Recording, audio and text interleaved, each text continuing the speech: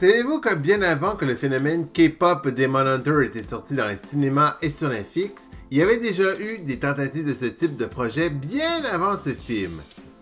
Déjà, ce n'est pas Jem et Hologram qui a lancé le genre de chanteuse populaire en Occident ou dans les années 80 en voulant vendre des jouets à ce sujet, c'était Crémy, merveilleuse Crémy, qui lancera le genre au Japon en 1983 et même une de ses fans l'a démontré lors de son spécial au Québec en direct de l'univers à Radio-Canada, à savoir la chanteuse Zaz.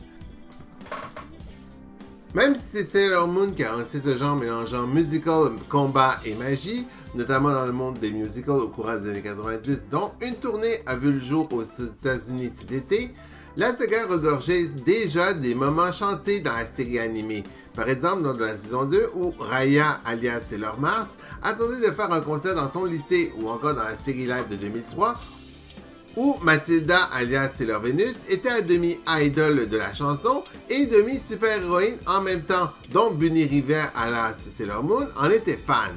Et même si beaucoup de séries de Magical Girl vont relancer le genre avec notamment Tokyo Mew Mew ou encore Pichi Pichi Pitch, la mélodie de sirène au courant des années 2000, il y a même un girls band japonais, les AKB48, qui a décidé de mixer Star Wars avec le propre univers musical de pop japonaise en y faisant un groupe d'idoles féminines, mais aussi des guerrières de l'espace qui engageaient d'autres jeunes filles pour vouloir sauver la galaxie.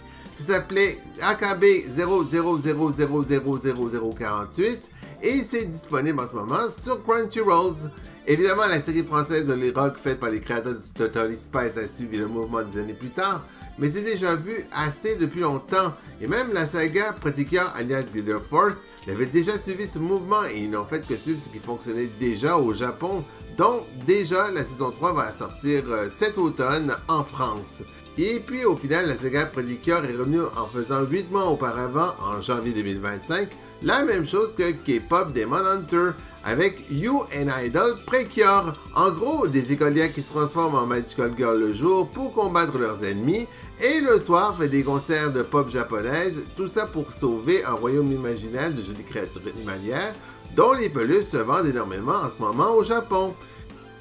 Et présentement, K-pop Demon Hunter reprend juste la formule déjà établie au Japon. Même la Corée du Sud le faisait déjà à la télé coréenne sur la plateforme Netflix, avant qu'on en fasse un long métrage sur cette plateforme. Et au final, ils ne font que répéter ce qui a déjà été fait dans le passé. Sauf que contrairement à tous les autres auparavant, elles n'étaient pas devenues sur un phénomène sur le web. Et c'est de tout cela que K-pop Demon Hunter est devenu, en devenant aujourd'hui un phénomène musical et combatif que l'on connaît aujourd'hui. Maintenant, vous en savez tout à ce sujet. Partagez ce message et dites-moi en commentaire ce que vous en pensez. Merci de votre attention et à très bientôt!